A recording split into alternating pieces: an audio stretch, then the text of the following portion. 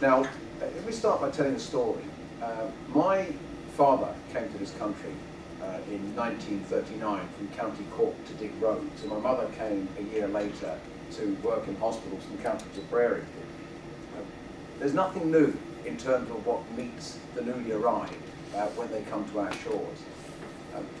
I remember 5 years ago having a discussion with two of our building industry shop stewards, one an Irish guy, the other, like me, of Irish descent, born in London. And these two guys said, "Jack, it's a bastard. All of these Poles arriving on building sites throughout London. They work cash in hand, day work, many of them, beneath the rate, difficult to get them to join the union, undercuts people like ourselves." One of them then said, "Yes," he said, "and you see them standing on street corners in where I live," he said, Kilburn and Cricklewood, on a Monday morning to be picked up by men in white vans to be taken to work on building sites, day work, cash in hand." And I said to these two guys, "It's interesting you say that, because I was born and brought up in Brent, was then, by the way, still is now, Britain's most cosmopolitan borough, but I was born in Kilburn, which used to be called the 33rd county, there were so many Irish there. And I said to these two guys, "Well, where are you talking about?" So those of you from northwest London, I'm not going to give you a geography lesson, but those of you from northwest London will know the old Crown, the old Galtymore dance hall where Irish couples, thousands of them met over the years, including my mum and dad, down Shoot Uphill into Kilburn Broadway, Kilburn High Road. And they said, "Yeah, that's right." So I said, "Well, it's funny you should say that. My dad stood on exactly those same street corners in 1939 to be picked up to do day work, cash in hand. The only difference was he didn't get into white vans, he got onto the back of open-topped, flat-backed lorries." The then trade union movement reached out to him and involved him. He became a pillar of the trade union movement, and that's exactly what we now have to do in the 21st century.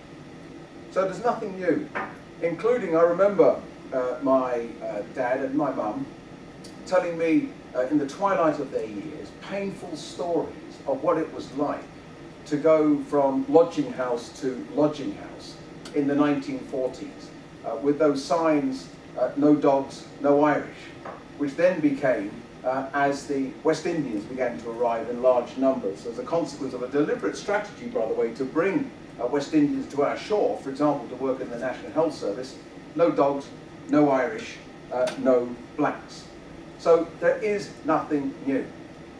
So for me, the starting point always has to be, in the debate on migration, this simple truth. Migration has been good for our country. Our country is built on a history of successive waves of migration. Migrant workers are essential for our economy. They have enriched our society. And leadership, therefore, to say that is of the highest importance. And to be blunt, right now, leadership is not what we are seeing. I think there's a real danger, unless we're careful, that the issue of migration will become a big one in the run-up to the general election next year. And dare I say it, with politicians of all parties trying to outdo with one another as to who can be the hardest on migration. Driven by the svelte voice of xenophobia on the one hand, Migration Watch, and on the other hand, those brain-dead boot boys of the British National Party. Fanned also by some absurd tabloid hysteria. I wonder where it will end. I kid thee not. There was a headline in the Daily Express back 6 months ago, a story about migrants, tramps, displacing British tramps from shop doorways. Now, the starting point, therefore, is we have to stand up against that tide of xenophobia and instead celebrate migration. One very poignant story of a woman I worked with in Sheffield was that when she came here from Rwanda, she was given government accommodation while she was waiting for her asylum claim. her apartment was broken into 22 times. This was, I forget the exact city, but I remember it was somewhere in the northeast. I think it might have been Middlesbrough. She got, and she had like a baby with her, and she was alone. And so every time she reported to the police, after like the 10th time, the police stopped coming altogether. She kept writing letters to the head office of the UK Border Agency saying, you need to move me out of here, you need to relocate me, it's not safe here, it's dangerous for me and my kid. And they ignored her. So she got up and went to, I think it was Newcastle, and sat in the Home Office building and refused to move. She was like, I would rather you arrest me and put me and my child into a prison cell than make me go back to that apartment, which is going to get broken into again. And all the people in the office didn't listen to her until finally one of the heads of the housing division kind of listened to her and moved her down to Sheffield. It was because she didn't really have a voice at first. And so what she's been doing with her money from Unlimited in the RISE program is setting up a theatre company called Side by Side that gives a voice to asylum seekers and refugees who want to use drama as a way to express their story and their experiences.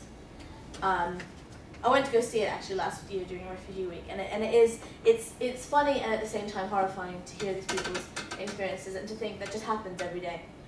So, and please stop me if I'm going over, because I can talk about these people forever. What would you do is ask yeah, a question. Absolutely. Yeah. I guess the only thing I would say to wrap up very quickly is about what Unlimited does, and why it works with our model, and that's just the same thing that our ordinaries have told me over and over again, is that they don't see us like every other funder because we trust them and we're on their side. Someone once said, it's not just my project, it's Unlimited's project too. And so I think that that's what distinguishes us from maybe other places that they've gone. And that's why they can have this secure base to run these projects. And I guess one of the most important things I think we do is we take public money, because we're funded by the European Commission, we make it accessible to the very people it's supposed to reach, but never does. Because of a million different requirements, it never gets to the refugees themselves. And I think that's the greatest thing about the work that Unlimited does, is we make that money, we're kind of like the middlemen, we make the money accessible to the very people that are going to use it and have grassroots solutions and work from the bottom up. Basically 5 years ago I resigned from my job and sold my house because I wanted to tackle poverty. And so I spent a year researching poverty.